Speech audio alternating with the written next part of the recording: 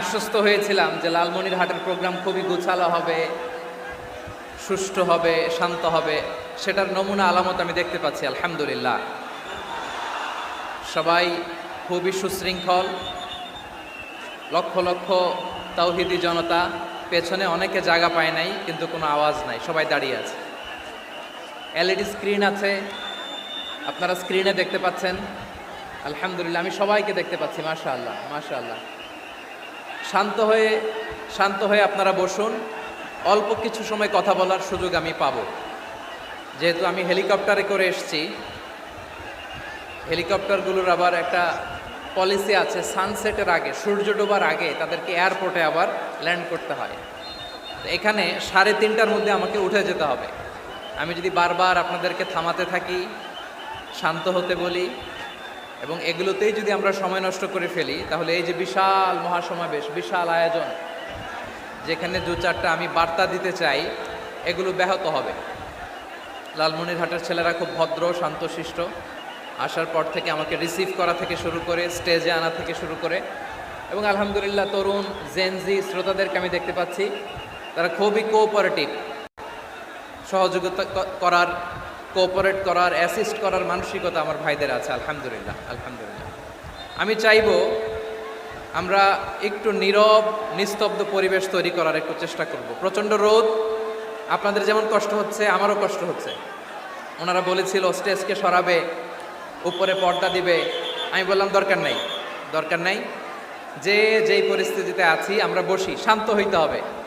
এখানে আমি শান্ত হইতে বলবো, ভলান্টিয়ার্সরা মাইক নিয়ে শান্ত হইতে বলবে, আমাদের সম্মানিত উপস্থাপক উনি শান্ত হইতে বলবে। এগুলোর অপেক্ষায় না থেকে নিজ দায়িত্বে আমরা সবাই শান্ত থাকি, যাতে লালমনিরহাটের এই প্রোগ্রাম একটা ইতিহাস হয়ে থাকে বাংলাদেশে, ঠিক কিনা বলেন? যখন আমি সময় দিব, শাউট করতে বলবো, নয়েজ করতে বলবো, তখন নয়েজ করতে হবে আওয়াজ করে। আর যখন কথা বলবো তখন একেবারে চুপ থাকতে হবে, একেবারে চুপ। মাশাআল্লাহ, হ্যাঁ ঠিক আছে, একেবারে চুপচাপ থাকতে হবে। ধুলা উড়ানো যাবে না, সামনে আগানো যাবে না। নিজের সুবিধা নিরাপত্তা বুঝতে হবে। এটা কোনো রাজনৈতিক সমাবেশ না, এখানে লাফালাফি, চিৎকার চেঁচামেচি, হাত দেখানোর দরকার নাই। হাত দেখানোর পর্ব শেষ। এখানেও ঠান্ডা হয়ে গেছে, মাশাআল্লাহ। হ্যাঁ মাশাআল্লাহ। আমাদের ভলান্টিয়ার্স ভাইরা, আমাদের স্বেচ্ছাসেবক ভাইরা, আইন শৃঙ্খলা রক্ষাকারী ভাইরা অনেক চেষ্টা করতেছে, মাশাআল্লাহ। Very good, I am very happy to C this scenario, মাশাআল্লাহ আলহামদুলিল্লাহ। আমি একটু দেখতে চাই যে রংপুর বিভাগের কে কোন জেলা থেকে আপনারা এসছেন। কুড়িগ্রাম থেকে কারা এসছেন দেখি, কুড়িগ্রাম। মাশাআল্লাহ মাশাআল্লাহ। আচ্ছা, গাইবান্ধা জেলার কে আসছেন? গাইবান্ধা,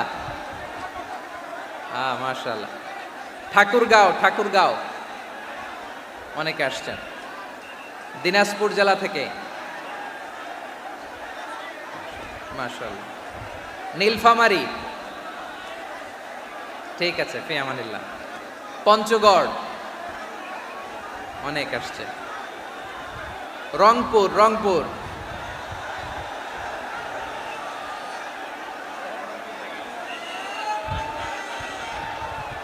মাশাআল্লাহ মাশাআল্লাহ, ঠিক আছে। লালমনিরহাটের কারা দেখি, লালমনিরহাট।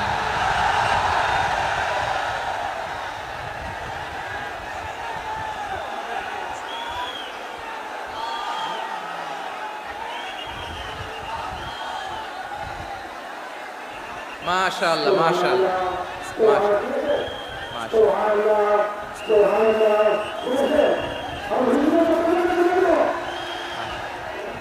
ঠিক আছে। আচ্ছা, এই রংপুর বিভাগের বাইরে থেকে অন্য জেলার কারা কারা আসছেন দেখি। তাও আছে অনেকে, মাশাআল্লাহ, ঠিক আছে। আজকের প্রোগ্রামে উপস্থিত আছেন প্রধান অতিথি হিসেবে অধ্যক্ষ আসাদুল হাবিব দুলু ভাই, সাংগঠনিক সম্পাদক বিএনপি, জাতীয় নির্বাহী কমিটির সভাপতি, জেলা বিএনপি লালমনিরহাট। বিশেষ অতিথি হিসেবে আমাদের অনেক ভাইরা এসছেন, সবাইকে শুকরিয়া জানাই। সভাপতিত্ব করছেন জনাব আব্দুল হাকিম।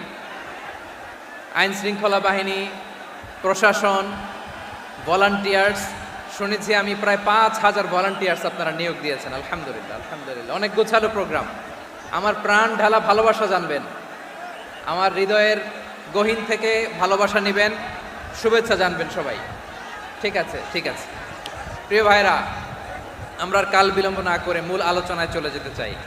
আজকে যে টপিকের উপর আমি কথা বলবো, টপিকটা হচ্ছে peaceful coexistence and communal harmony, শান্তিপূর্ণ সহাবস্থান এবং সাম্প্রদায়িক সম্প্রীতি। আমাদের বাংলাদেশে সাম্প্রদায়িক সম্প্রীতি আছে না নাই? আবহমান কাল থেকে আমরা মুসলিম, হিন্দু, বৌদ্ধ, খ্রিস্টান, পাহাড়ি, নৃগোষ্ঠী মিলেমিশে একাকার, আমরা সবাই মিলে বাংলাদেশ। আওয়াজ করে বলেন ঠিক কিনা? আমাদের পারস্পরিক সম্প্রীতি, ভালোবাসা, সৌহার্দ্যপূর্ণ আচরণ, বোঝাপড়া, এটা বেশ মজবুত, বেশ মজবুত। তবে মাঝে মাঝে আমাদের এই সম্প্রীতির ভেতরে অনেকে ফাটল ধরাতে চায়। আমরা যে সুখে আছি, শান্তিতে আছি, এটা অনেকের ভালো লাগে না, ঠিক কিনা বলেন? আমাদের মধ্যে সাম্প্রদায়িক সম্প্রীতি, সৌহার্দ্যপূর্ণ আচরণ, ভালোবাসা, এটা আবহমান কাল ধরে আছে। তার প্রমাণ, আমরা তাফসিরুল মাহফিলের আয়োজন করলে আমাদের হিন্দু ভাইরা ডিস্টার্ব করে না, ঠিক কিনা? এবং আমি যদি বলি হাত তোলেন, হিন্দু ধর্মের কারা কারা এসেছেন, কত শত কত হাজার যে হাত উঠবে, আপনি অবাক হয়ে যাবেন। আমি চাচ্ছি না হাত উঠাতে। খুলনাতে সর্বশেষ যে আমি প্রোগ্রাম করে গেলাম, সেখানে কয়েকশো হিন্দু ভাই আসছে আমাদের আলোচনা শুনতে, আলহামদুলিল্লাহ। অনেক বৌদ্ধরা আসে, অনেক খ্রিস্টানরা আসে। এবার সফরেও অনেক হিন্দু ভাইরা আমার সাথে দেখা করেছে। তারা বলেছে, হুজুর আমরা আপনার আলোচনা শুনি, আলহামদুলিল্লাহ বলেন। So it's our responsibility to present our religion to our non-Muslim brothers and sisters. আমাদের অমুসলিম ভাই বোনদের কাছে ইসলামের সৌন্দর্য তুলে ধরা, এটা আমাদের দায়িত্ব। We all are the ambassador of Islam. আমরা প্রত্যেকে দায়িত্বশীল, আমরা প্রত্যেকে এক একজন ইসলামের অ্যাম্বাসেডর, আলহামদুলিল্লাহ বলেন। এজন্য এমনভাবে দ্য বিউটি অফ ইসলাম, ইসলামের সৌন্দর্য আমাদেরকে ফুটিয়ে তুলতে হবে, যাতে করে নন মুসলিমরা শাহাদা পড়ে, কালিমা পড়ে মুসলমান হয়ে যায়। অনেক নন মুসলিম ভাই বোন আমাদের হাতে শাহাদা পড়ে, কালিমা পড়ে মুসলমান হয়েছে, অনেক। সো আমরা যেন ইসলামের বিউটিটাকে তুলে ধরতে পারি, এবং এই যে সম্প্রীতি, এটাকে যেন আমরা অটুট রাখতে পারি। আদতে আদতে বাংলাদেশের ইতিহাস বলে আমাদের দেশে কোনো দাঙ্গা নাই, আছে? লালমনিরহাটের ভাইয়ের আওয়াজ করে বলেন, আমাদের দেশে হিন্দু মুসলিম দাঙ্গা আছে? আমরা ভাই ভাই, আওয়াজ করে বলুন তো, আমরা কি ভাই ভাই? কিন্তু কিছু দুষ্ট লোক আছে, তারা আমাদের সম্পর্কের মধ্যে ফাটল ধরাতে চায়, ঠিক কিনা বলেন? মাঝে মাঝে ঝগড়া লাগাতে চায়। দেখবেন পত্রপত্রিকায় দেখা যায় বিভিন্ন ধর্মীয় উপাসনালয়গুলোতে হামলা চালানো হয়। এগুলো রাজনৈতিক উদ্দেশ্য প্রণোদিত, এগুলোর সাথে ইসলামের কোনো সম্পর্ক নাই। এজন্য এই দুর্বৃত্তদের ব্যাপারে আমাদের সাবধান থাকতে হবে। আমরা সবসময় যেমনি ঐক্যবদ্ধ, ইউনাইটেড, আমরা যদি এরকম ইউনাইটেড থাকি, এই সমস্ত দুর্বৃত্তদের কালো হাত ভেঙে দিতে আমাদের 1 ঘন্টাও লাগবে না। চিল্লায় বলো ঠিক কিনা? আমরা সংঘবদ্ধ থাকবো। এই যে আমাদের পিসফুল কোএক্সিস্টেন্স, শান্তিপূর্ণ সহাবস্থান। হিন্দুরা পূজা করে, যেদিন হিন্দুদের পূজা অনুষ্ঠান, আমরা ওই দিন তাফসির মাহফিল করি না, ঠিক কিনা বলেন? যেদিন আমাদের তাফসিরুল কোরআনের প্রোগ্রাম, ওই দিন আমাদের হিন্দু ভাইরা ডিস্টার্ব করে না, সুবহানাল্লাহ। হিন্দুদের পূজা অনুষ্ঠানে মাদ্রাসার ছাত্র যে পাহারা দেয়, গোটা বিশ্বে এরকম দৃষ্টান্ত নজির বিরল, ঠিক কিনা বলেন? আইন শৃঙ্খলা বাহিনীর পাশাপাশি মাদ্রাসার ছাত্ররা যে সেখানে পাহারা দেয়, গোটা পৃথিবীতে এই দৃষ্টান্ত আপনি পাবেন। মাদ্রাসার ছাত্ররা, তারা তো কোরআনের ধারক, তারা হাদিসের ধারক, তারা কেন মন্দির পাহারা দিবে?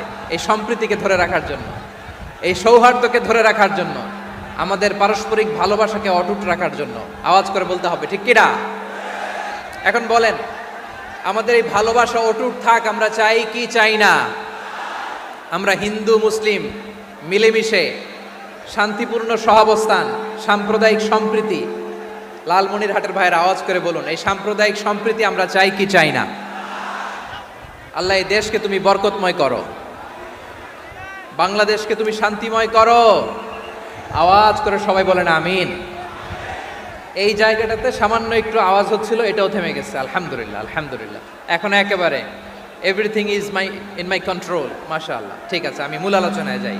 প্রিয় ভাইরা, আমি বলেছিলাম আমার আলোচনার বিষয় হচ্ছে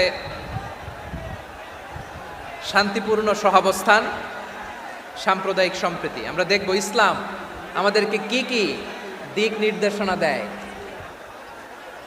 শান্ত হইতে হবে, খরগোশের কানের মতো কান দুটো আমার দিকে করে রাখেন। আমি এখনো উঠে যাব, হাত নাড়ায় লাভ নাই, আমি উঠে যাব। তাকায় থাকো আর কান খাড়া, আওয়াজ হবে না। হ্যাঁ, মাশাআল্লাহ মাশাআল্লাহ, ঠিক আছে। আমরা দেখবো যে রাসূল সাল্লাল্লাহু আলাইহি ওয়াসাল্লাম এই পিসফুল কোএক্সিস্টেন্সের জন্য আমাদের কি শিখিয়েছেন, কি কি গাইডলাইন দিয়েছেন। আমরা 1 2 3 4 করে এগুলো আপনাদের সাথে শেয়ার করব। আমি আপনাদের খেদমতে সূরাতুল আনআমের 108 নম্বর আয়াত তেলাওয়াত করেছি। এখানে আল্লাহ রাব্বুল ইজ্জা ওয়াল জালাল তিনি ইরশাদ করছেন, ওয়ালা তাসুব্বুল্লাযীনা ইয়াদউনা মিন দুনিল্লাহি ফায়াসুব্বুল্লাহা আদওয়াম বিগাইরি ইলম কাযালিকা যায়্যান্না লিকুল্লি উম্মাতিন আমালাহুম সুম্মা ইলা রাব্বিহিম মারজিউহুম ফায়ুনাব্বিউহুম বিমা কানু ইয়ামালুন। রব্বুল আলামিন বলেন, গোলাম ও আমার ইমানদার বান্দারা শোনো শোনো, ও আমার বিশ্বাসী বান্দারা শোনো শোনো, লা তাসুব্বুল্লাযীনা ইয়াদউনা মিন দুনিল্লাহ ফায়াসুব্বুল্লাহা আদওয়াম বিগাইরি ইলম।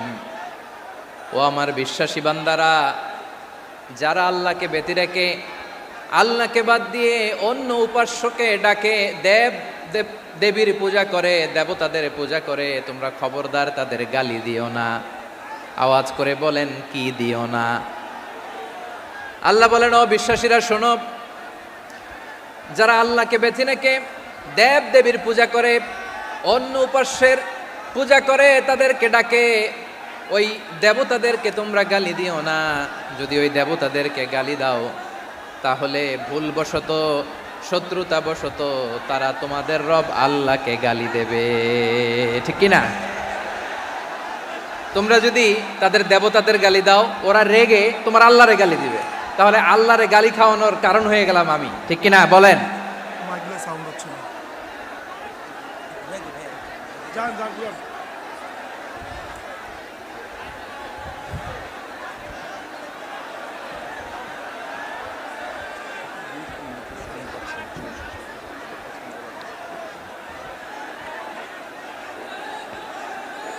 সম্মানিত ভাইয়েরা, এত বিশাল প্রোগ্রাম, মাইকের একটা সেটআপ থাকে, তারগুলো অনেক সময় নড়ে যায়, ধাক্কা ধাক্কিতে ডিসপ্লেস হয়, একটু ঝামেলা হবে।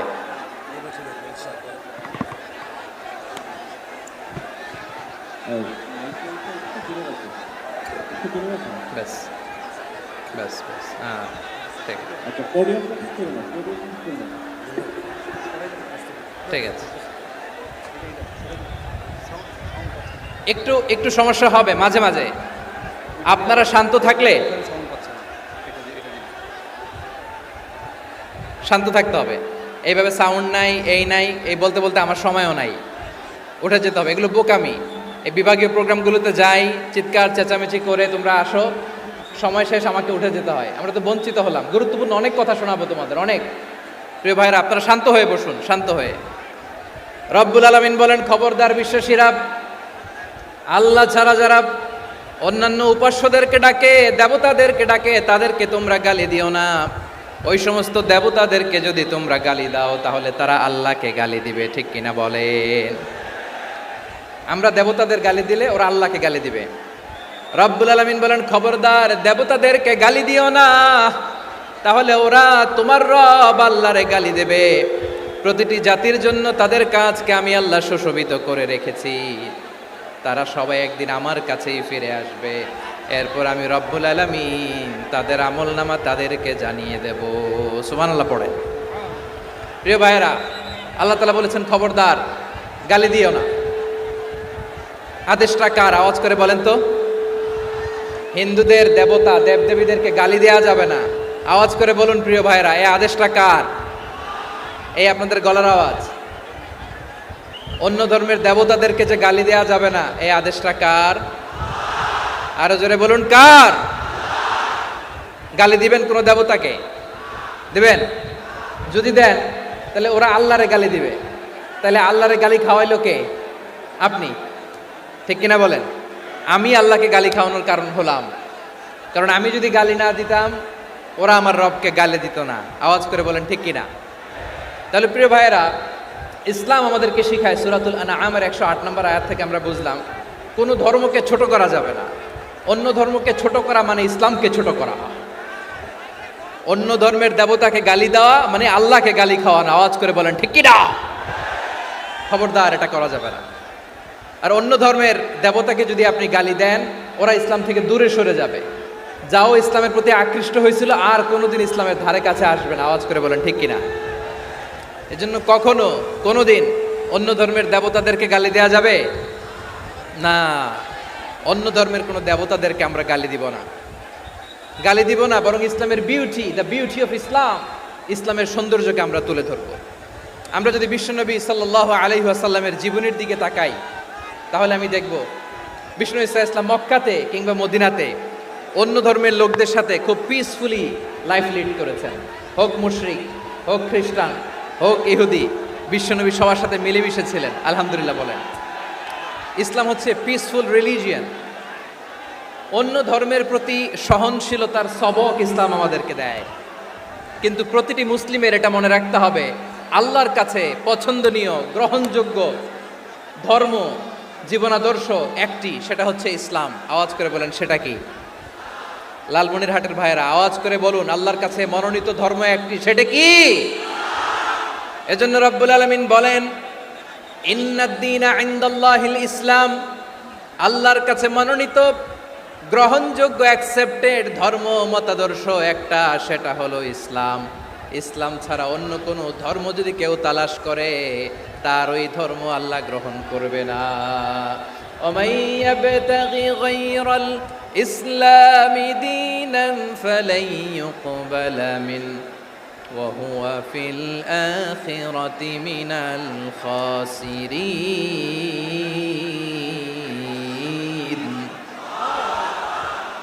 Whoever seek anything except Islam, that won't be accepted from him, and he will be loser in the day of judgment. কিয়ামতের দিন ইসলাম ছাড়া কেউ যদি অন্য কোনো ধর্ম তালাশ করেছে দুনিয়াতে, তার এই মতাদর্শ গ্রহণ করা হবে না। and he will be loser, সে হবে লুজার, ক্ষতিগ্রস্ত। হাই হাই কোম্পানির ম্যানেজার, ওর আমও শেষ, সালাও শেষ। আওয়াজ করে বলেন ঠিক কি না? এজন্য ইসলাম পেয়ে আমরা খুশি না বেজার? প্রত্যেক নামাজ শেষে আমরা আল্লাহরে বলি, আল্লাহ রাদিতু বিল্লাহি রাব্বা ওয়া বিল ইসলামি দীনা ওয়া বি মুহাম্মাদিন নাবিয়ান ওয়া রাসূলা। ও আল্লাহ, তোমারে রব হিসেবে পেয়ে আমরা খুশি। ও আল্লাহ, ইসলামকে ধর্ম হিসেবে পেয়ে আমরা খুশি। বিশ্বনবীকে আমাদের রাসূল পেয়ে আমরা খুশি। ঠিক কিনা বলেন? ইসলাম ছাড়া অন্য কোনো ধর্ম আমরা গ্রহণ করব না। ঠিক কিনা বলেন? আল্লাহর কাছে অ্যাকসেপ্টেড রিলিজিয়ান একটা, সেটা ইসলাম। তো বিশ্বনবী সাল্লাল্লাহু আলাইহি ওয়াসাল্লাম মক্কাতে কিংবা মদিনাতে খুব পিসফুলি এক্সিস্ট করেছেন, যে কোনো ধর্মের সাথে মিলেমিশে চলেছেন। তার প্রমাণ আমরা যদি রাসূল সাল্লাল্লাহু আলাইহি ওয়াসাল্লামের বায়োগ্রাফির দিকে তাকাই, তাহলে দেখব তিনি মুশরিকদের সাথে পিস ট্রিটি করেছেন, শান্তি চুক্তি, পিস ট্রিটি, পিস এগ্রিমেন্ট। আপনারা হুদাইবিয়ার সন্ধির নাম শুনেছেন? আমার লালমনিরহাটের কলিজার টুকরা ভাইয়েরা, হুদাইবিয়ার সন্ধির নাম আপনারা শোনেন নাই? 6ষ্ঠ হিজরিতে বিষ্ণু ইসলাম মুশরিকদের সাথে এই ট্রিটি করেছেন, চুক্তি। কাদের সাথে? মুশরিকদের সাথে। আমরা তো মুসলমান বসতে পারি না, আমরা দুই মুসলিম ভাই একসাথে বসে চা খেতে পারি না, গল্প করতে পারি না। বিষ্ণু ইসলাম মুশরিকদের সাথে ট্রিটি করেছেন, হুদাইবিয়ার সন্ধি। এই সন্ধির আগে মক্কা থেকে কেউ মদিনায় যেতে পারে না, মদিনা থেকে কেউ মক্কায় যেতে পারে না। কিন্তু এই সন্ধির পরে ট্রাফিক স্বাভাবিক হয়ে গেল। মক্কার লোকেরা মদিনায় আসতে পারে, মদিনার লোকেরা মক্কায় আসতে পারে। এটাকে বলে সুলহে Hudaibiya, the peace agreement of Hudaibiya, শান্তি চুক্তি। আমরা পৃথিবীতে এখন অনেক শান্তি চুক্তির নাম শুনি, এগুলো সব the piece treaty of Hudaibiya থেকে কপি করা। আল্লাহু আকবার। তাহলে বিশ্বনবী সাল্লাল্লাহু আলাইহি সাল্লাম তিনি যে শান্তিপূর্ণ সহাবস্থানে বিশ্বাসী ছিলেন, মুসলমানেরা যে অন্য ধর্মের প্রতি সহনশীল তার প্রমাণ হচ্ছে এই পিস ট্রিটি। শুধু তাই নয়, মাইকের সাউন্ডটা একটু বাড়ায় দিতে হবে, খুব দুর্বল, একটু মজবুত করতে হবে, আর একটু ক্লিন করতে হবে, আর সবগুলা জায়গায় সাউন্ড যাচ্ছে কিনা একটু ক্রস চেক করতে হবে। হ্যাঁ, পাবেন পাবেন, দিচ্ছে mic operator, is trying his level best, দিচ্ছে মাইক অপারেটর যিনি আছেন, প্রতিটি জায়গায় প্রতিটি সাউন্ড বক্সে যেন আওয়াজ পাওয়া যায়, একটু ক্রস চেক করেন, সাউন্ডটাকে একটু স্ট্রং করে দেন। হ্যাঁ, ঠিক আছে, মাশাআল্লাহ। এদিকে তাকান, এদিকে। মক্কার পার্ট গেল, পিস এগ্রিমেন্ট করলেন, শান্তি চুক্তি। বিষ্ণু ইসলাম মদিনায় যে কি করলেন? মদিনায় যে বিষ্ণু ইসলাম মদিনা চার্টার করলেন, মদিনা সনদ, সাহিফাতুল মদিনা, এটার বলে মদিনা চার্টার। এই যে ওয়েস্টে, ইউরোপে, আমেরিকাতে তারা অনেক চার্টার করে, এই সব চার্টার মদিনা চার্টার থেকে কপি করা। আওয়াজ করে পড়েন সুবহানাল্লাহ। বিষ্ণু ইসলাম মদিনায় গেলেন, মদিনাতে মুসলিম, মুশরিক, ইয়াহুদি, এই তিন ধর্মের লোক মিলে সব স্টেক হোল্ডার যারা আছে সবাইকে নিয়ে বিষ্ণু ইসলাম মদিনা চার্টার করলেন, মদিনা সনদ পড়েন সুবহানাল্লাহ। শুধু তাই নয়, মক্কাতে বিশ্বনবী পিস এগ্রিমেন্ট করলেন, শান্তি চুক্তি মুশরিকদের সাথে। মদিনাতে যে বিশ্বনবী মদিনা চার্টার করলেন, মদিনা সনদ করলেন ইহুদিদের সাথে। আবার মদিনাতে বিশ্বনবী ইহুদিদের সাথে পিস ডায়ালগ করলেন, ইন্টারফেথ ডায়ালগ করলেন, আন্তধর্মীয় সংলাপ করলেন, যেই সংলাপের মূল ভিত্তি ছিল তাওহীদ। মূল ভিত্তি ছিল কি? তাওহীদ। বিশ্বনবী ইহুদিদেরকে ডাকলেন, আহ্বান করলেন, কুল ইয়া আহলাল কিতাবি তাআলাউ ইলা কালিমাতিন সাওয়াইন বাইনানা ওয়া বাইনাকুম আল্লা না'বুদা ইল্লাল্লাহ ওয়া লা নুশরিকা বিহি শাইআন ওয়া লা ইয়াত্তাখিযা বা'দুনা বা'দান আরবাবাম মিন দুনিল্লাহ فإن تولوا فقولوا اشهدوا بأننا مسلمون। সুবহানাল্লাহ পড়েন। বিশ্বনবী মদিনার ইহুদিদের ডেকে বললেন, ও ইহুদিরা, শোনো শোনো, আসো এমন একটা আদর্শের প্রশ্নে আমরা একত্রিত হই, যে আদর্শের প্রচার তোমাদের নবীরাও করেছে, আমিও করি, যে আদর্শের কথা তোমাদের পবিত্র ধর্মগ্রন্থগুলোতে আছে, আমার কোরআনেও আছে, সেটা হলো তাওহীদ। আমরা এক আল্লাহ ছাড়া কারো ইবাদত করব না, আল্লাহর সাথে কাউরে শরীক করব না, আল্লাহ ছাড়া কাউরে রব মানব না। পড়েন সুবহানাল্লাহ। তাহলে আমার প্রিয় লালমনিরহাটের ভাইরা, মদিনাতে যে তিনি মদিনা চার্টার করলেন, মদিনা সনদ, পিস ডায়ালগ করলেন, শান্তির সংলাপ, ইন্টারফেথ ডায়ালগ করলেন, আন্তধর্মীয় সংলাপ, যার ভিত্তি ছিল তাওহীদ। সুবহানাল্লাহ পড়েন। তাহলে অন্য ধর্মের প্রতি সব সময় ইসলাম সহনশীল, টলারেন্স। যদি আপনি দেখতে চান ইসলামের নবী বিশ্ব নবীর দিকে তাকান, ঠিক কিনা বলেন? আমরা তো সংখ্যালঘুদের রাইটস প্রোটেক্ট করার জন্য কত আইন বানাই, কত বৈঠক করি, কত সংবাদ সম্মেলন করি। বিষ্ণু সাল্লাল্লাহু আলাইহি ওয়াসাল্লাম সংখ্যালঘুদের রাইটসের ব্যাপারে, অধিকারের ব্যাপারে যে কথা বলেছেন, শুনলে আপনি অবাক হয়ে যাবেন। বিশ্বনবী বলেন, আলা মান যালামা মুআহাদান আও ইনতাকাসাহু আও কাল্লাফাহু ফাওকা তাআতিহি আও কাল্লাফাহু ফাওকা তাকাতিহি আও আখাযা মিনহু শাইআন বিগাইরি তিবি নাফসিন ওয়া আনা হাজিজুহু ইয়াউমাল কিয়ামা। খবরদার, জেনে রাখো, কেউ যদি কোনো সংখ্যালঘুর উপরে অত্যাচার করে, কোনো সংখ্যালঘুর প্রাপ্য থেকে যদি কেউ কাউকে ঠকায়, সংখ্যালঘুর উপর যদি কেউ কষ্ট দেয়, কোনো সংখ্যালঘুর সম্পদ যদি কেউ জোর করে কেড়ে নেয়, আমি কিয়ামতের দিন বিশ্বনবী ওই সংখ্যালঘুর পক্ষে আর ওই মুসলমানদের বিপক্ষে বাদী হয়ে দাঁড়াবো। সুবহানাল্লাহ বলতে পারলেন না? আল্লাহু আকবার। আপনি নামাজি, আপনি মুসল্লি, আপনি হাজী সাহেব, তাহাজ্জুদ পড়তে পড়তে কপালে দাগ ফেলে দিছেন, আপনার প্রতিবেশী হিন্দু, ভাবছেন আমার তো পাওয়ার আছে, ওর জমিটা দখল করি। বিশ্বনবী বলেন, কিয়ামতের দিন ওই হিন্দুর পক্ষে তোর বিরুদ্ধে আমি বাদী হয়ে দাঁড়াবো। পৃথিবীর কোন ধর্মে এরকম স্টেটমেন্ট পাবেন? পাবেন? আপনি ভাবছেন আপনি নামাজ পড়লে হাজী সাহেব কপালে দাগ ফেলায় দিলে আপনি সেলসেলায় জান্নাতে চলে যাবেন না? খবরদার। বিশ্বনবী বলেন, কোন সংখ্যালঘুর উপর যদি কেউ আক্রমণ করে, তার প্রাপ্য তাকে না দিয়ে যদি তাকে ঠকায়, তার উপর জুলুম করে, তার সম্পদ যদি কেড়ে নেয়, আমি নবী, তুমি মুসলিম হইতে পারো, মুসল্লি হইতে পারো, তার পক্ষে তোমার বিপক্ষে আল্লাহর দরবারে বাদী হয়ে দাঁড়াবো।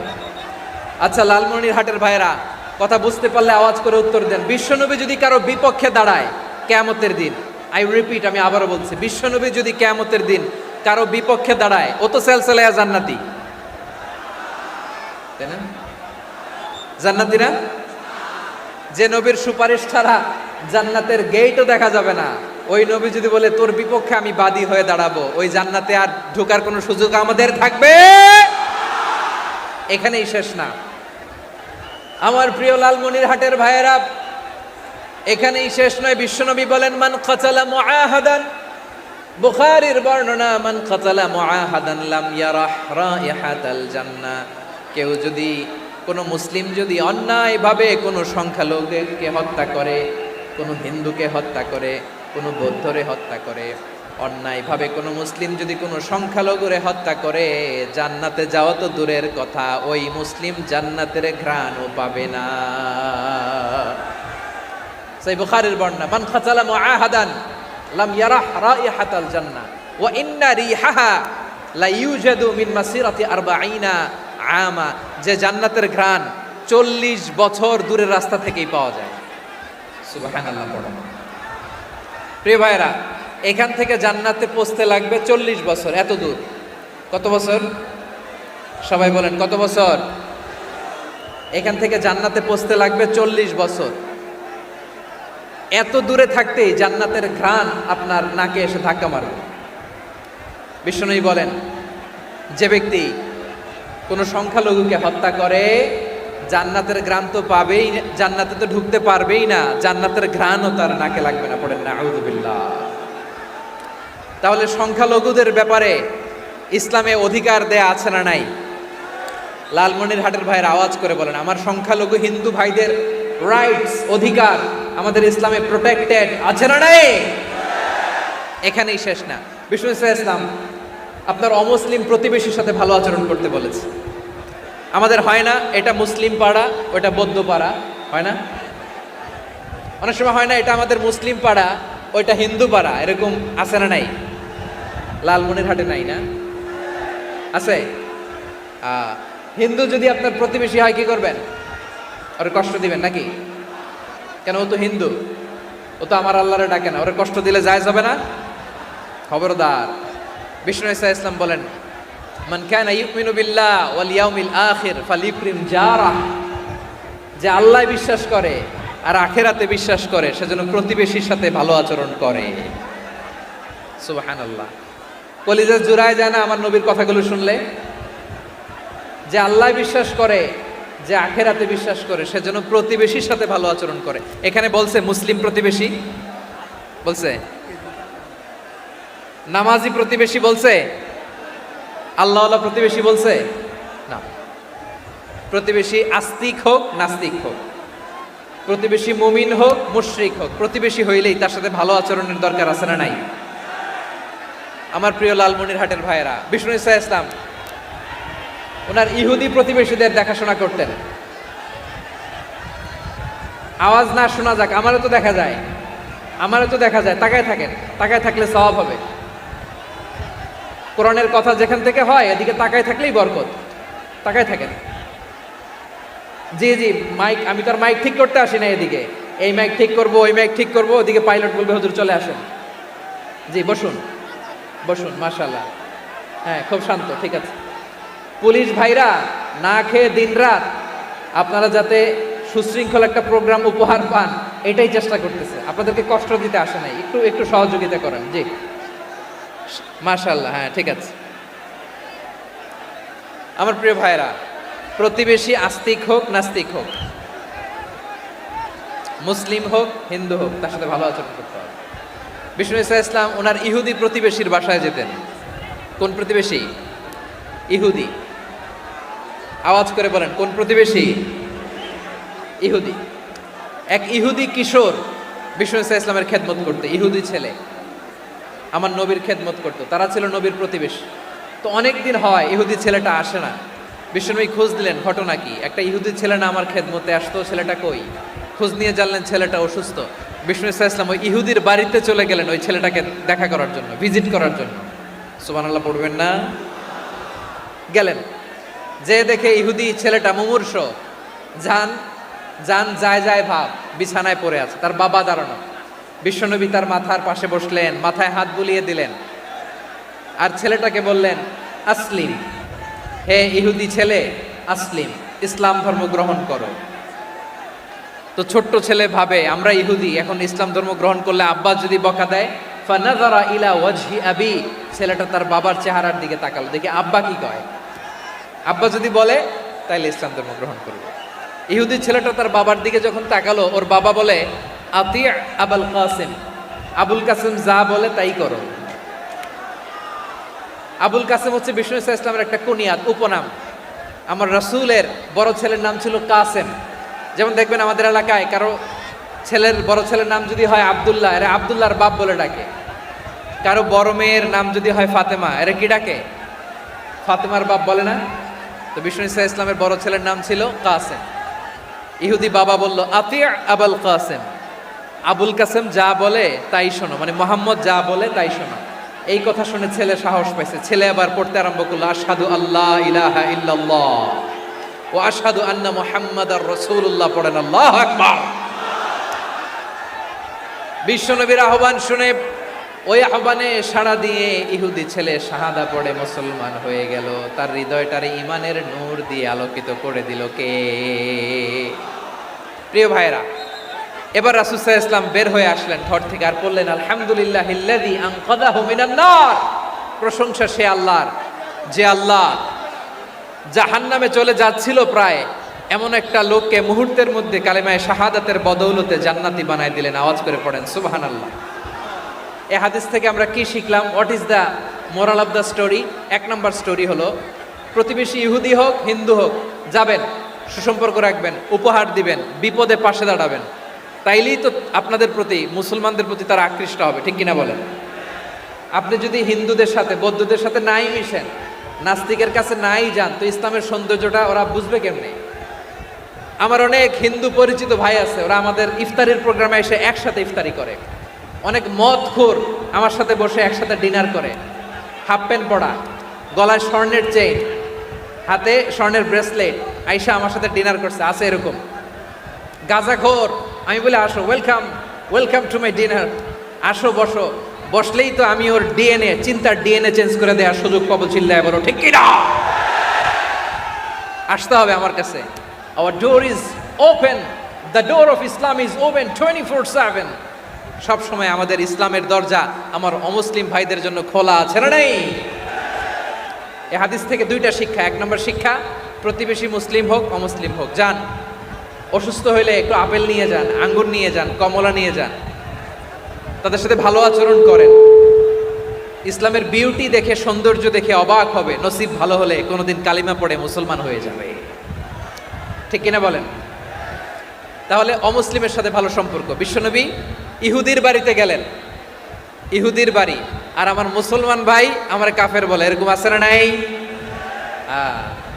মুসলিমরা দেখতে পারে না, সহ্য করতে পারে। বিশ্বনবী সাল্লাল্লাহু আলাইহি ওয়াসাল্লাম ইহুদির বাড়িতে গেলেন, এটা একটা শিক্ষা। আরেকটা শিক্ষা হলো, ভাইয়েরা, ধাক্কা মেরে এসে সামনে এসে কি লাভ? প্রোগ্রাম তো শেষ হচ্ছে, এখনই শেষ হচ্ছে। তো এই যে আমাদের বকশি ভাই ওয়াদা নিল, হাত তোলালো, মিম বলে এত কথা বলল, তো আমি জেলায় জেলায় যে খালি হাত নাড়াই তোমাদের জন্য নাকি? হ্যাঁ, হাত নাড়াই শুধু, এই ধাক্কাইতে ধাক্কাইতে এদিকে এসে হাত নাড়াইতেছে, হয়েছে তো, দেখলাম তো, ঠিক আছে, মাশাআল্লাহ, অনেক সুশৃঙ্খল, অন্যান্য যে কোনো জেলার জন্য সুশৃঙ্খল। আমার দিকে তাকাও, আমার দিকে তাকাও, ঠিক আছে, এই যে দাঁড়িয়ে আছে, একটা ছেলে নড়ে না, দেখছেন? মাশাআল্লাহ মাশাআল্লাহ মাশাআল্লাহ। হ্যাঁ, এইভাবেই। আর কয়েকটা মজাদার কথা আছে, শোনো। এই হাদিস থেকে আমাদের শিক্ষা হলো, আমার প্রতিবেশী যেই ধর্মের হোক আমি সম্পর্ক রাখবো। অসুস্থ হলে যাব, কি বলেন ভাইরা? যাবেন না? যাবেন না আপনারা? আচ্ছা, 2 নম্বর শিক্ষা হলো বিষ্ণু ইসা ইসলামের খাদেম ছিল ইহুদি, এতদিন খেদমত করলো, একদিনও বিশ্বনবী ওর কালিমার দাওয়াত দেয় নাই। কারণ কি? বিশ্বনবী একটা ভালো সময়ের অপেক্ষা করতেছিলেন, প্রপার টাইমিং। দাঈর কাজ হচ্ছে দাঈ ইলাল্লাহ, সে হচ্ছে সুযোগ সন্ধানী। দাঈ সুযোগ খোঁজে, কখন দাওয়া দিলে ব্যাটে বলে হবে, ঝোপ বুঝে কোপ মারে, ঠিক কিনা বলেন? বিষ্ণু ইসা ইসলাম ভালো সময়ের অপেক্ষা করতেছিলেন, দেখি ভালো সময় আসুক আসুক আসুক আসুক। আস্তে আস্তে এমন সময় আসছে, ছেলে এবার মুমূর্ষ। অসুস্থ ব্যক্তির হৃদয় অত্যন্ত নরম থাকে। হসপিটালে যখন কেউ যায় তার হৃদয়টা বড্ড নরম থাকে, মৃত্যুর ভয়ে তার অন্তরটা নরম থাকে, ঠিক কিনা বলেন?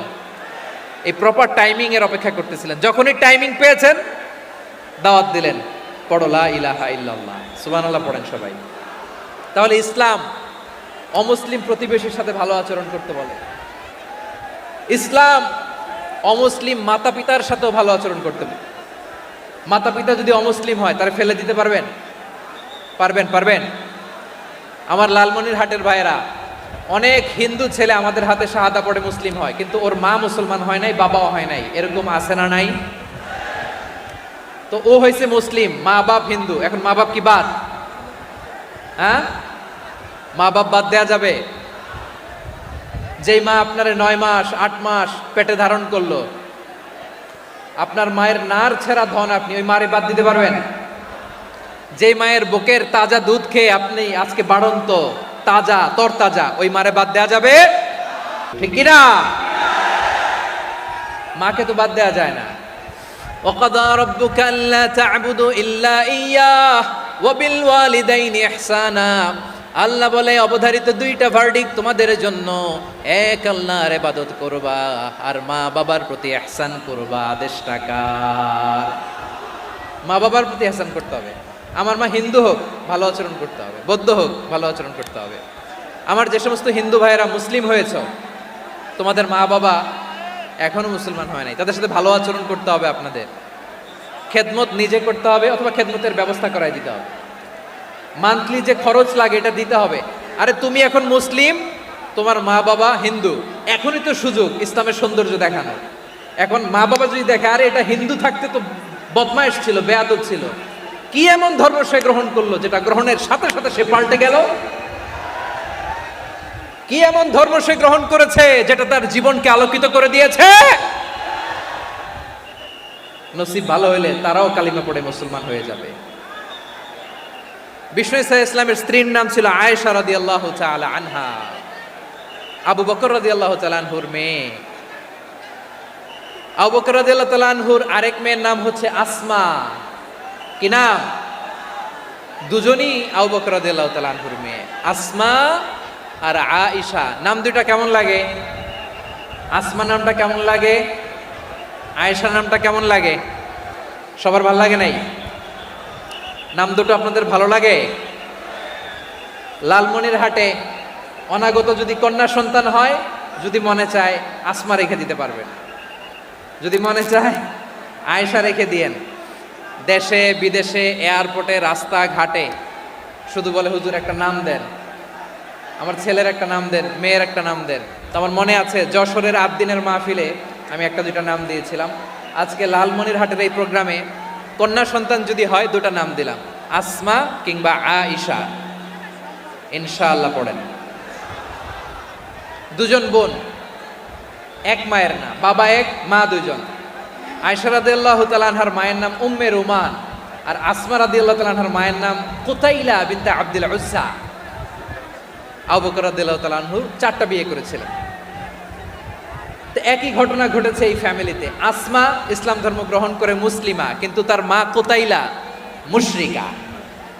আই রিপিট, বোঝার জন্য আমি আবারও বলি, আসমা রাদিয়াল্লাহু তাআলা আনহা মুসলিমা, আর আসমার মা কুতাইলা, আওয়াজ করে বুঝে থাকলে বলেন, আসমার মা মুশরিকা।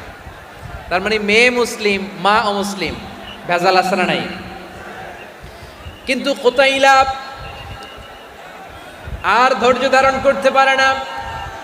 নার ছেঁড়া ধন, কলিজার টুকরা ধন, কলিজার টুকরা সন্তান আসমারে দেখতে বড্ড মন চায়।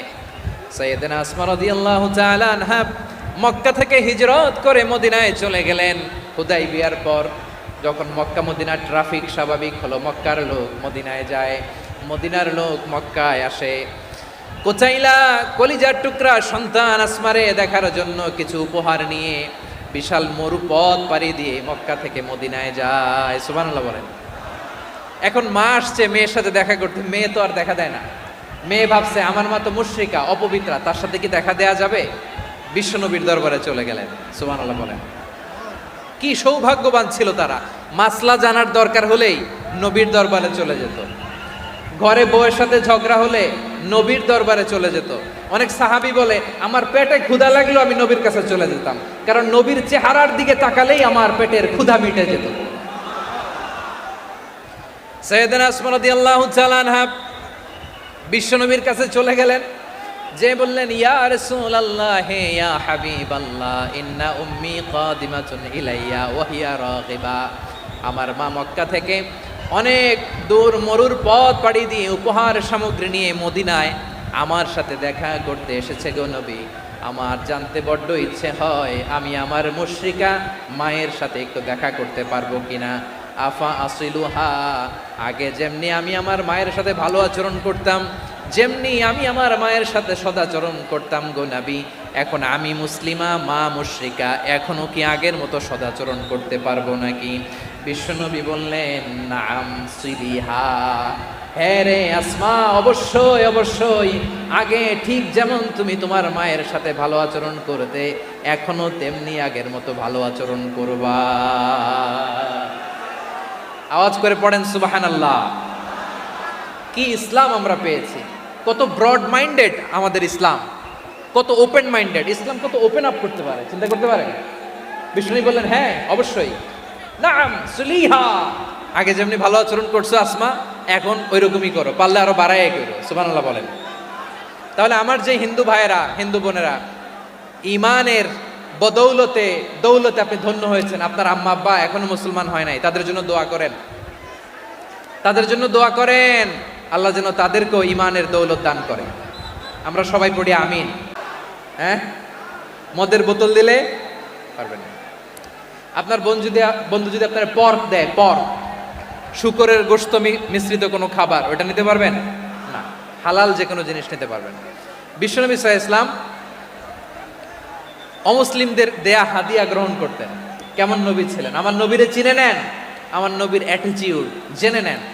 বিষ্ণু ইসা ইসলাম যখন কোনো জনপদে যেতেন 3টা অপশন নিয়ে যেতেন। প্রিয় ভাইয়ের আওয়াজ করে বলতে হবে, কোনো জনপদে গেলে আমার নবীর অপশন থাকতো কয়টা? আমার মতো 3 আঙ্গুল উঁচু করে দেখান আর বলুন আমার নবী কোনো জনপদে গেলে কয়টা অপশন নিয়ে যেতেন? 1 নাম্বার অপশন আসলিম তাসলাম। নতুন এলাকায় গেলে বলতেন আসলিম তাসলাম, ইসলাম ধর্ম গ্রহণ করো, শান্তিতে থাকবা, আমার ভাই হয়ে যাবা, আমরা ভাই ভাই, ইসলাম মানো, আমরা ভাই ভাই। অপশন নাম্বার কত? 1। যদি বলে না ইসলাম মানবো না, ওকে, অপশন নাম্বার 2, মুসলিম হওয়ার দরকার নাই, লা ইকরাহা ফিদ্দিন, ইসলামে কোনো বাড়াবাড়ি নাই, খ্রিস্টান আছো থাকো, বৌদ্ধ আছো থাকো, ইহুদি থাকতে চাও থাকো, কিন্তু আমরা যেহেতু রিজিওনাল সুপার পাওয়ার, আমাদের আন্ডারে থাকো, ট্যাক্স দিয়া থাকো, এটার বলে জিজিয়া। আলেম যারা আছেন বুঝবেন এটার আরবিতে কি বলে, জিজিয়া। You pay us the tax, we will give you the security. তোমরা ট্যাক্স দিবা, আমরা সিকিউরিটি দিব, আমাদের আওতায় থাকবা, কেউ তোমাদেরকে আক্রমণ করতে পারবে না, আমরা নিরাপত্তা দিব। সুবহানাল্লাহ বলেন। এটা অপশন নাম্বার কত? আচ্ছা বুঝে থাকলে বলেন 1 নাম্বার অপশন কি ছিল? ইসলাম, ইসলাম মানো, শান্তিতে থাকবা, ভাই ভাই, আমরা ভাই ভাই। অপশন নাম্বার 2, ট্যাক্স দাও, আমরা নিরাপত্তা দিব, মুসলিম হওয়া লাগবে না। এখন 1 নাম্বারও মানে না, 2 নাম্বারও মানে না, মুসলিম হবো না, ভালো, খ্রিস্টান থাকো, ট্যাক্স দাও, আমরা সিকিউরিটি দিব না, এটাও মানি না। বিষ্ণু বলেন তাহলে তলোয়ার আমাদের আর তোমাদের মাঝে ফয়সালা করবে, মুসলিমও হবা না, ট্যাক্স দিবা, নিরাপত্তা দিব, আমরা সুপার পাওয়ার, আমাদের আন্ডারে থাকবে, এইটাও না। তাহলে তোমাদেরকে তো আমরা বিশ্বাস করতে পারি না, কখন না কখন বিশ্বাসঘাতকতা করো, কার সাথে মিলে হাত মিলাও, তলোয়ার আমাদের মাঝে ফয়সালা করবে। তখন তিনি জেহাদের সশস্ত্র সংগ্রামের ঘোষণা দিতেন। সুবহানাল্লাহ পড়েন।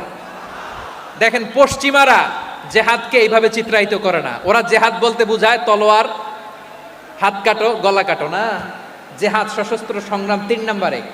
অধিকাংশ ক্ষেত্রেই বিশ্বনবীর সুন্দর আচরণ দেখে, আরে আমার নবীর যে নুরানি চেহারা, অনেকে তো কেবল সিরেফ চেহারাটা দেখেই কালিমা পড়ে মুসলমান হয়ে গিয়েছে।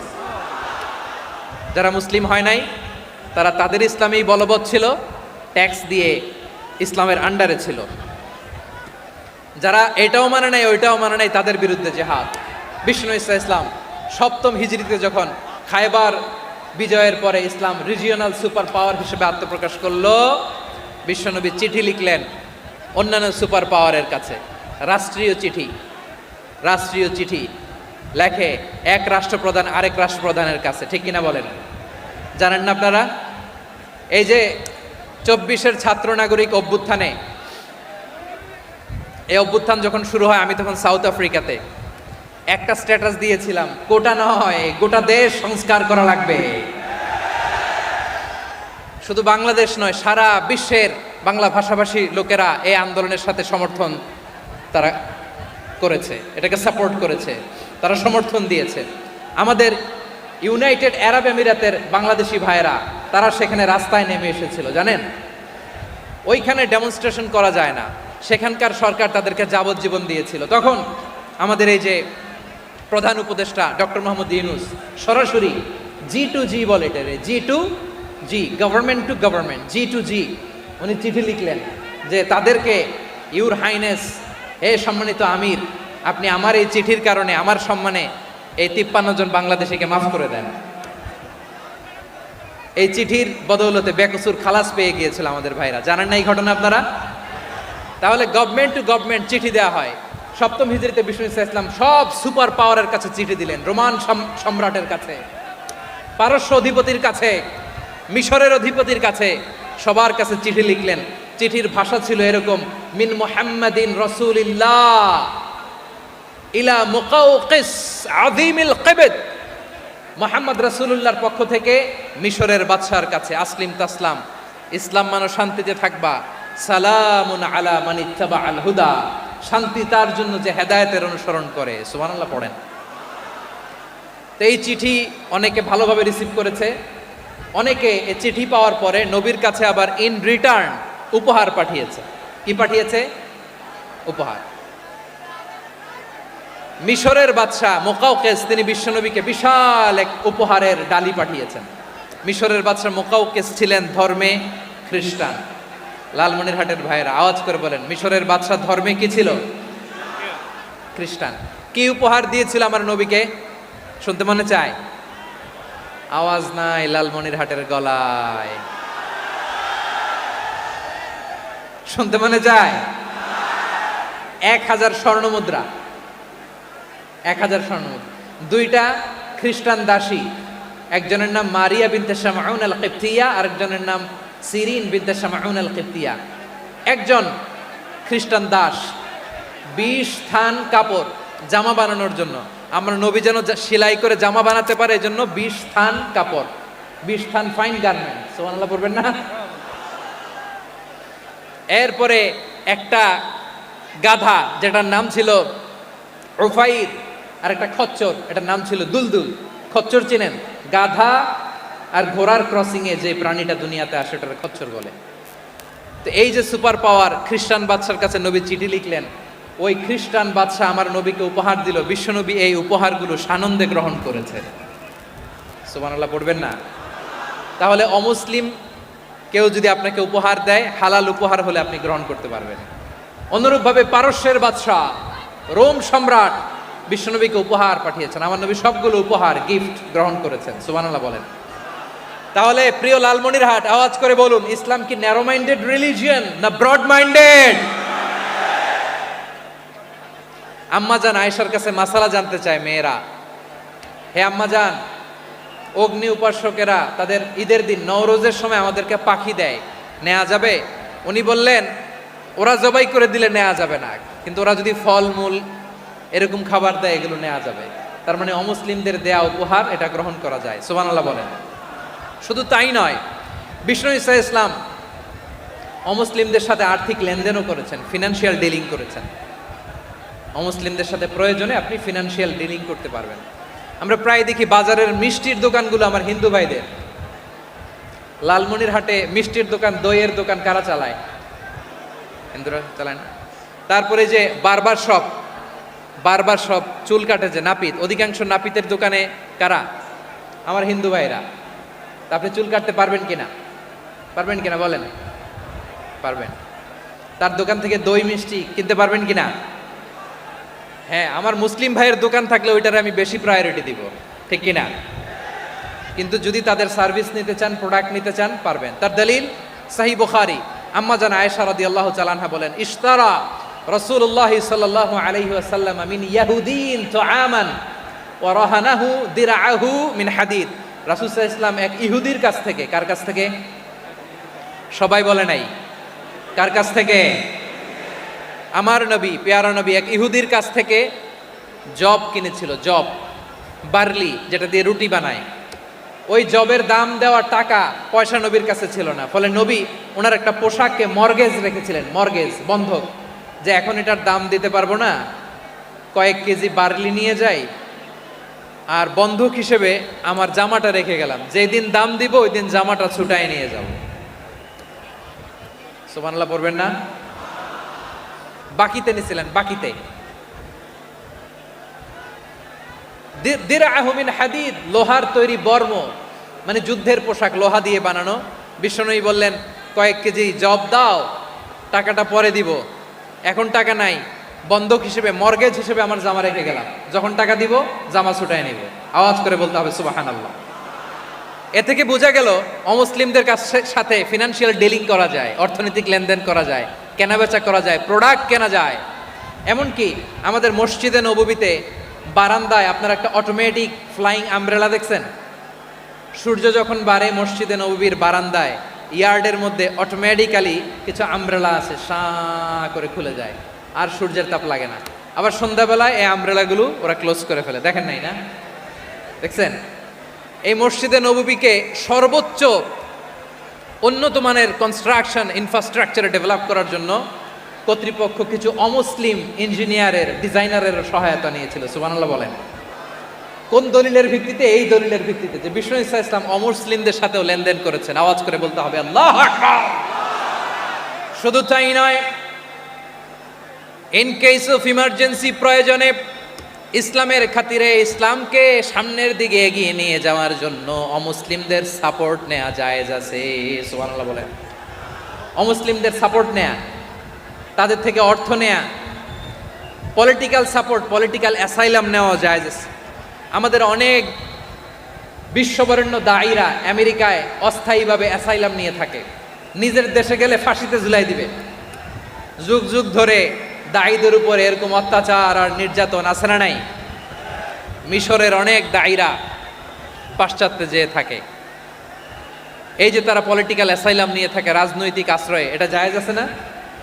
এটা যে জায়েজ আছে তার প্রমাণ স্বয়ং বিশ্বনবী সাল্লাল্লাহু আলাইহি ওয়াসাল্লাম পলিটিক্যাল সাপোর্ট নিয়েছিলেন অমুসলিমদের কাছ থেকে। সুবহানাল্লাহ বলেন। খুব মজাদার একটা ঘটনা, শুনবেন? আপনাদের আগ্রহ দেখে তো মনে হয় না শোনার ইচ্ছা আছে। আছে আছে? গলায় জোর আছে? লিল্লাহি তাকবীর, লিল্লাহি তাকবীর, নারায়ে তাকবীর। মাশাআল্লাহ।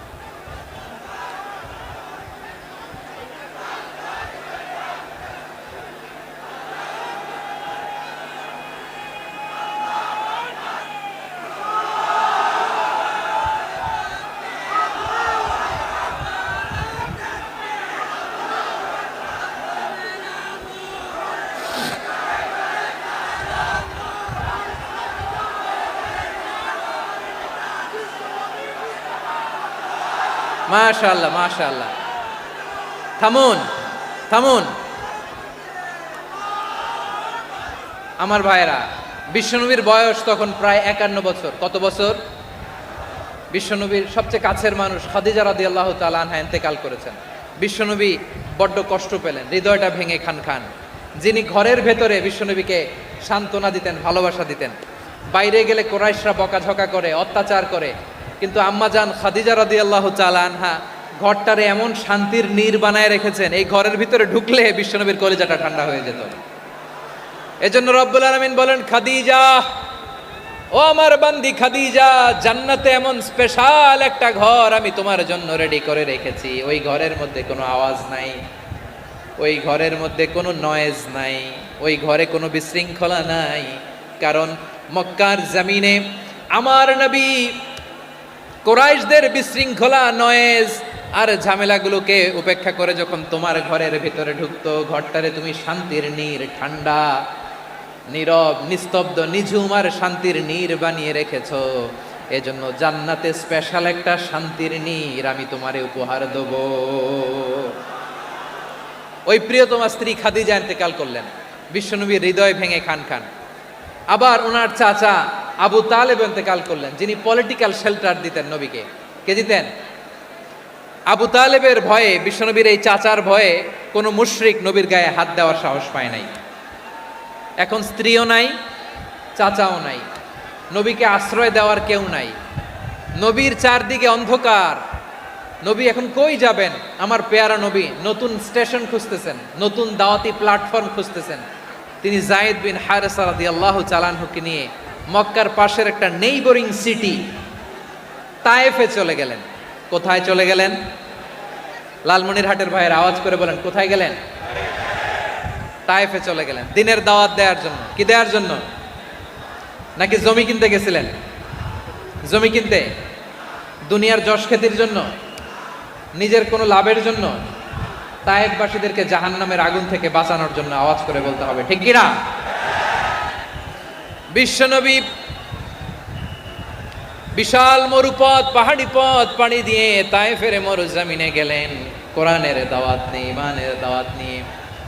কিন্তু তায়েফের লোকেরা বিশ্বনবীর দাওয়াতকে শুধু প্রত্যাখ্যান করেই থামে নাই, তারা বিশ্বনবীর সাথে অত্যন্ত খারাপ আচরণ করেছে, বিশ্বনবীকে শারীরিকভাবে হেনস্থা করেছে, আমার নবীকে শারীরিকভাবে অত্যাচার করেছে, আমার পেয়ারা নবীর গায়ে পাথর মেরেছে, বিশ্বনবীর গা বেয়ে ঝরঝর করে রক্ত ঝরেছে, নবী জামিনের মধ্যে লুটিয়ে পড়েছেন, আবার মেরেছে, আবার নবী হাঁটতে শুরু করলেন, পেছন থেকে আবার মেরেছে, আবার নবী রক্তাক্ত হয়ে জামিনের মধ্যে লুটিয়ে পড়লেন, আবার মেরেছে।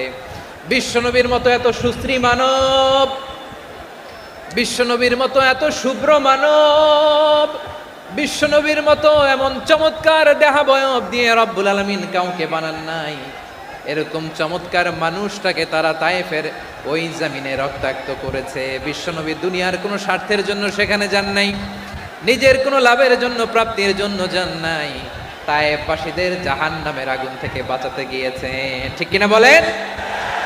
খেয়ে না খেয়ে দিন প্রচারের কাজে নিজেকে দিয়েছ বিলিয়ে, তায়েফের কাফিরেরা চিনল না সে আলো, দুষ্ট ছেলেদের পিছু দিল লেলিয়ে, পাথরের আঘাতে ক্ষত বিক্ষত হয়ে সারা শরীর থেকে রক্ত ঝরে।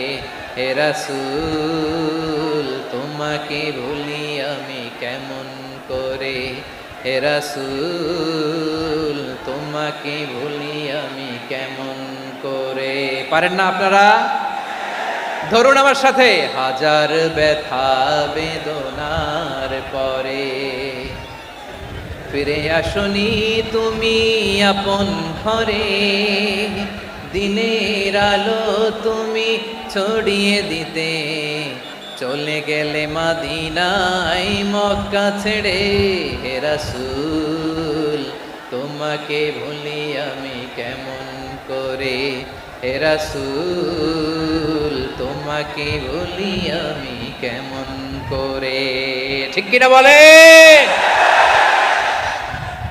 প্রিয় ভাইরা, তায়েফের ছেলেরা নবীকে রক্তাক্ত করলো।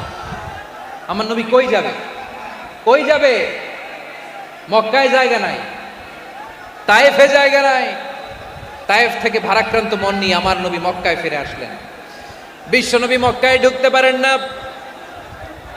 মক্কার মরুভূমির দিকে তাকিয়ে, উপত্যকার দিকে তাকিয়ে বিশ্বনবী ধা ধা করে কাঁদেন, ঝরঝর করে নবীর চেহারা মোবারক থেকে চোখের পানিগুলো বেয়ে বেয়ে পড়ে। আমার জন্মস্থান, আমার শৈশব, কৈশোর, যৌবন কেটেছে এই মক্কায়, আমার এলাকায় আমি ঢুকতে পারি না। বিশ্বনবী মক্কার অনতি দূরে দাঁড়িয়ে জায়েদকে পাঠালেন, জায়েদ যাও দেখো কেউ আমাকে সাপোর্ট করার মতো আছে কিনা, যাও অমুকের কাছে যাও। সাইয়েদনা জায়েদ গেলেন, তারাও প্রত্যাখ্যান করে ফিরিয়ে দেয়। বিশ্বনবী বললেন যাও অমুক লোকের কাছে যাও, তিনিও প্রত্যাখ্যান করে ফিরিয়ে দিলেন। কেউ বিশ্বনবীকে আশ্রয় দিতে রাজি হয় না। নিজ জন্মভূমিতে বিতাড়িত বিশ্বনবী, সর্বশেষ বিশ্বনবী বললেন যাও মুতঈম ইবনে আদির ঘরে যাও। মুতঈম ইবনে আদি মুশরিক, তার কাছে যাও। গেলেন, মুতঈম ইবনে আদি রাজি হয়ে গেল। সুবহানাল্লাহ বলেন। দেখেন অনেক বিপদের সময়ও আমি নিজে সাক্ষী, সামাজিকভাবে রাজনৈতিকভাবে কত ঝঞ্ঝা, কত ষড়যন্ত্র, কত কনস্পাইরেসি পাড়ি দিয়ে আমাদেরকে সামনে এগিয়ে যেতে হয়। এই শত্রুদের ভেতরেও একজনকে দাঁড় করিয়ে দেয় যে আল্লাহর কোরআনের জন্য রেডি হয়ে যায়। করেন সুবহানাল্লাহ। মুতঈম ইবনে আদি, আল্লাহ তার মনকে নরম করে দিলেন। মুতঈম বলে মুহাম্মদ আমি তোমাকে আশ্রয় দিব। তার দুই ছেলেকে পাঠালেন, যাও খোলা তলোয়ার নিয়ে স্কট দিয়ে গার্ড অফ অনার দিয়ে মোহাম্মদকে মক্কায় ঢুকাও আর বলো আমি আমান দেব। আমান কি দিব? আমান মানে সিকিউরিটি, নিরাপত্তা। সিকিউরিটি ছাড়া, আমান দেওয়া ছাড়া কেউ থাকতে পারতো না মক্কায়। দুই ছেলে বিষ্ণু ইসা ইসলামকে নিয়ে আসলো। নবী কাবার চারদিকে তাওয়াফ করলেন, নামাজ পড়লেন। আবু জাহেল, উতবা, সাইবা, ওয়ালিদ ইবনে মুগিরা সবাই দেখে, কেউ কিছু করতে পারে না। কারণ মুতঈম ইবনে আদি ঘোষণা দিয়েছেন আমি মুহাম্মদকে আমান দিয়েছি, মুহাম্মদের গায়ে যেন কেউ স্পর্শ না করে। আওয়াজ করে পড়েন সুবহানাল্লাহ। নবীর এই বিপদকালে মুহূর্তে মুতঈমের হৃদয়টারে নরম করে দিল কে? আচ্ছা লালমনিরহাটের ভাইয়েরা বলেন, এই মুতঈম কি মুসলিম ছিল না মুশরিক? সবাই বলতে হবে মুসলিম না মুশরিক? তাহলে মুশরিকের কাছ থেকে নবী পলিটিক্যাল অ্যাসাইলাম, আধুনিক রাষ্ট্রবিজ্ঞানের ভাষায় পলিটিক্যাল অ্যাসাইলাম, যেটাকে বলে রাজনৈতিক আশ্রয়, ওনার আমান বা নিরাপত্তার এই ঘোষণায় তিনি মক্কায় ঢুকলেন। যতদিন নিরাপত্তা ছিল ছিলেন। মুতঈম যখন মারা গেল, বিষ্ণু ইসা ইসলাম হিজরত করে মদিনায় চলে গেলেন। সুবহানাল্লাহ। কিন্তু মুতঈম যে বিশ্বনবীর উপকার করছে এটা বিশ্বনবী ভুলে নাই। আমাদের অনেকে আছে উপকার করার পরে আর খেয়াল থাকে না, খাওয়ার পরে গলা দিয়ে নামলে আর খেয়াল থাকে না। এরকম আছে না নাই? আমার নবী ভুলে নাই। বদরের প্রান্তরে 70 জন কাফেরকে যখন বন্দী করে বিশ্বনবীর সামনে হাঁটু গেড়ে দাঁড় করানো হলো, বসানো হলো, 70 জন কাফের। কয়জন? বিশ্বনবী তাদের দিকে তাকিয়ে বললেন, সহিহ বুখারীর বর্ণনা, লাউ কানাল মুতঈম ইবনু আদি হাইয়ান সুম্মা কাল্লামানি হাউলাই নাতনা লা তারাকতুহুম লাহু। বদরের প্রান্তরে 70 জন বন্দী কাফিরের দিকে তাকিয়ে আমার নবী বললেন, আজকে মুতঈম ইবনে আদি যদি বেঁচে থাকতো আর তোমাদের 70 জনের ব্যাপারে যদি মুতঈম এক বাক্যে একটা সুপারিশ করত, তার সম্মানে আজকে তোদের সবাই আমি মাফ করে দিতাম।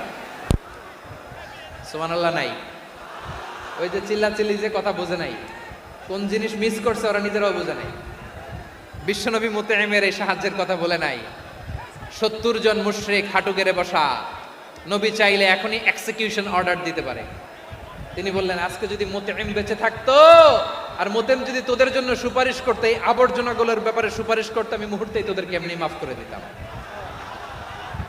এবার বলেন ইসলাম কি ন্যারো মাইন্ডেড না ব্রড মাইন্ডেড? শুধু তাই নয়, যাকে যে সম্মান দেয়ার আমার নবী দিতেন, হোক আস্তিক হোক নাস্তিক, হোক মুসলিম হোক অমুসলিম। বিষ্ণু ইসা ইসলাম যখন রোমান সম্রাটের কাছে চিঠি লিখেছেন, আমার প্রিয় লালমনিরহাটের ভাইরা অল্প কয়েক মিনিট কয়েকটা জরুরি কথা বলবো, এদিকে তাকান, এদিকে তাকান। রোমান সম্রাটের কাছে বিশ্বনবী যখন চিঠি লিখলেন মিন মুহাম্মদ রাসূলিল্লাহ ইলা হিরাকলা আযীমির রোম, মুহাম্মদের পক্ষ থেকে হিরাক্লিয়াসের কাছে, যিনি হচ্ছেন আযীমির রোম। এটা নবী নিজ থেকে বানায় লিখছেন অতিরিক্ত সম্মান দিয়ে। কোন রাষ্ট্রপ্রধান যখন আসে তাদেরকে আমরা কি বলি জানেন? তার নামের শেষে HE এটা লিখতে হয়, H.E. মানে হিজ এক্সেলেন্সি। কি লেখে? হিজ এক্সেলেন্টি, অথবা ইউর হাইনেস, ইউর ম্যাজেস্টি। দেখেন বিশ্বনবী সাল্লাল্লাহু আলাইহি ওয়াসাল্লাম সব নবীদেরও নবী, তিনি একজন মুশরিক খ্রিস্টান সম্রাট রোমান সম্রাটের কাছে চিঠি লিখতে যায়, লিখতেছে ইলা হিরাকলা আযীমির রোম, হিরাক্লিয়াসের কাছে আমার চিঠি, যিনি রোমের আযীম, হিজ হাইনেস মানে রোমের অনেক সম্মানিত এক বাহাদুর, আওয়াজ করে বলেন সুবহানাল্লাহ। তার মানে যাকে যে সম্মান দেয়ার এটা বিশ্বনবী দিতেন। এমনকি যেই ইহুদিরা ভালো ছিল এই ইহুদিদেরও প্রশংসা করেছেন বিশ্বনবী মুহাম্মদুর রাসূলুল্লাহ সাল্লাল্লাহু আলাইহি ওয়াসাল্লাম। এক ইহুদির প্রশংসা করেছেন বিশ্বনবী। ইহুদির কার? কার? আমি তো আমার ভাইয়ের প্রশংসা করি না, আমি তো এক আলেম আরেক আলেমরে স্পেস দেই না, আমি তো এক দায়ী আরেক দায়ীর সাথে বসতে চাই না। আমার নবী ইহুদির প্রশংসা করে। কার প্রশংসা? ওই ইহুদির নাম ছিল মুখাইরিক। সিরাত গ্রন্থ ঘাটলে পাবেন। তিনি বলেছেন মুখাইরিক খাইরু ইয়াহুদ, Mukhairiq is the best of the Jews. জুইশদের মধ্যে সে সবচেয়ে ভালো। কেন প্রশংসা করলেন তার? এর কারণ মদিনা চার্টারে কথা ছিল সব ধর্মের মুসলিম মুশরিক ইহুদিরা মিলে মদিনাকে রক্ষা করবে। কিন্তু তৃতীয় হিজরিতে যখন উহুদের যুদ্ধ শুরু হলো, সবার কথা ছিল যেই আক্রমণ করে আমরা মদিনাকে বাঁচাবো। কোন শহরকে বাঁচাবো? মদিনাকে। কিন্তু কুরাইশরা যখন অ্যাটাক করলো, ইহুদিরা আর আসে না, ইহুদিরা আর বেরোয় না। বিষ্ণু বললেন, ওহে ইহুদিরা, তোমরা না চুক্তি করলে আমার সাথে যে মদিনা বাঁচাতে সবাই ঝাঁপিয়ে পড়বো, আসো। একটা ইহুদিও বেরোয় না, কেউ আসে না সেদিন, একজন ছাড়া। তার নাম মুখাইরেক। তার নাম কি? মুখাইরেক বাহাদুরের মতো ঘোড়সাওয়ার হয়ে বেরিয়ে গেলেন এবং বললেন, গোটা ইহুদি সাম্রাজ্যের একজনও যদি না আসে, আমি মুখাইরেককে কেউ ঘরে আটকে রাখতে পারবে না। বেরিয়ে আসলেন, এসে বললেন, আমি মুহাম্মদের পক্ষে যুদ্ধ করব। আমি মারা গেলে আমার সম্পদ আমার উত্তরাধিকারীরা পাবে না, আমার সম্পদ তোমরা মুহাম্মদকে দিয়ে দিবা। সুবহানাল্লাহ বলেন। উহুদের ময়দানে 70 জন মুসলমান শহীদ হলো। এই ইহুদি সেও মুসলমানের পক্ষে যুদ্ধ করে নিহত হলো। সুবহানাল্লাহ বলেন। মুসলিমদের লাশ যখন নিয়ে আসা হলো, এই মুখাইরিকের লাশও নিয়ে আসা হলো। মুসলিমদের লাশের পাশে মুখাইরিকের লাশ দেখে বিশ্বনবী মুখাইরিকের প্রতি অনেক খুশি হলেন। আর বিশ্বনবী খুশি হয়ে বললেন, মুখাইরিক খায়রু ইয়াহুদ। মুখাইরিক, যদিও তুমি ইহুদি, তারপরেও তুমি সব ইহুদিদের মধ্যে সেরা ইহুদি। পড়েন সুবহানাল্লাহ। আমার নবী ইহুদিকেও সম্মান দিতে কার্পণ্য করে নাই। আওয়াজ করে বলেন আল্লাহু আকবার। প্রিয় ভাইরা, এবার সর্বশেষ আওয়াজ করে বলেন, ইসলাম কি ন্যারো মাইন্ডেড নাকি ব্রড মাইন্ডেড? সবাই বলেন, ন্যারো মাইন্ডেড না ব্রড মাইন্ডেড? এজন্য অমুসলিম হইলেই তারা আমাদের শত্রু নয়। শত্রু কারা? এই লালমনিরহাটের ভাইয়েরা শোনেন, শত্রু কারা? যে সমস্ত অমুসলিম আমাদেরকে নিশ্চিহ্ন করে দিতে চায়, যে সমস্ত অমুসলিম আমাদের ভূখণ্ড থেকে আমাদেরকে তাড়িয়ে দিতে চায়, যে সমস্ত অমুসলিম আমার ধর্ম নিয়ে তুচ্ছতাচ্ছিল্য করে চিল্লায় বলেন ঠিক কিনা, তারা আমাদের শত্রু। সাধারণ অমুসলিমরা আমার শত্রু নয়। এই যে হিন্দুরা থাকে, এরা আমার ভাই, বৌদ্ধরা আমার ভাই, খ্রিস্টানরা আমার ভাই, ইহুদিরা আমার ভাই। তারা দিনই ভাই নয়, তারা মায়ের পেটের ভাই নয়, তারা মানবিক দিক থেকে ভাই। ও মানুষ, আমিও মানুষ। ইসলাম মানুষকে সম্মান করে, চিল্লায় বলো ঠিক কিনা। যারা আমাদের অস্তিত্বকে নিশ্চিহ্ন করতে চায়, যারা আমাদের ভূখণ্ডকে দখল করতে চায়, যারা আমাদেরকে নিয়ে মকারি করে, ফান করে, টিটকারি করে, আমার ধর্ম নিয়ে খেলা করে, তাচ্ছিল্য করে, ওদের বিরুদ্ধে আমাদের জিহাদ। সাধারণ মুসলিম আমাদের শত্রু নয়। আপনি জানেন নিউ ইয়র্কে, আমি তো নিউ ইয়র্কে ছিলাম অনেকদিন, ওখানে ফিলিস্তিনিদের পক্ষে যখন আমরা মিছিল করেছি, অনেক ইহুদি আমাদের সাথে মিছিলে দাঁড়িয়েছে।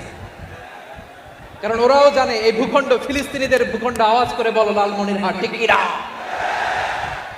ইসরায়েলের রাজধানী খোদ তেল আবিবে অনেক ইহুদিরা বেঞ্জামিন নেতানিয়াহু তার বিরুদ্ধে মিছিল করেছে। তো তারা কি আমাদের শত্রু? না। অনেক খ্রিস্টান আমাদের সাথে আমাদের স্বার্থ রক্ষায় আমাদের পাশে দাঁড়িয়েছে। খেয়াল রাখবেন, হিন্দু আর হিন্দুত্ববাদ এক নয়, ইহুদি ধর্ম আর জায়নিজম এক নয়। জায়নিজমের বিরুদ্ধে আমাদের সংগ্রাম, আমাদের জেহাদ। চিল্লায় বলেন ঠিক কিনা। এই যে ফিলিস্তিনের ভাইয়েরা, তারা তাদের স্বাধীনতা সংগ্রামের জন্য লড়াই করছে, করে যাচ্ছে, আমরা এটাকে সমর্থন জানাই। চিল্লায় বলো ঠিক কিনা। কাশ্মীরের ভাইয়েরা স্বাধীনতার জন্য সংগ্রাম করছে, আমরা সেই সংগ্রামকে সমর্থন জানাই। আওয়াজ করে বলো ঠিক কিনা। যারাই আমাদের ইসলামকে নিশ্চিহ্ন করতে চায়, তাদের বিরুদ্ধে আমাদের সংগ্রাম। আওয়াজ করে বলতে হবে ঠিক কিনা। ওই সমস্ত দুর্বৃত্তদের সাথে আমাদের কোনো সম্পর্ক নাই। আমরা যদি ঐক্যবদ্ধ থাকতে পারি, ওই দুর্বৃত্তরা চান্স পাবে না। আমরা ঐক্যবদ্ধ থাকতে রাজি আছি। লালমনিরহাটের ভাইয়েরা, আমরা ঐক্যবদ্ধ থাকলে ওই দুর্বৃত্তদের কালো হাত ভেঙে দিতে আমাদের সময় লাগবে না। তাদের কালো হাত ভেঙে দিতে রাজি আছে মুসলমান? কারা কারা রাজি? দু হাত তুলে দেখাও।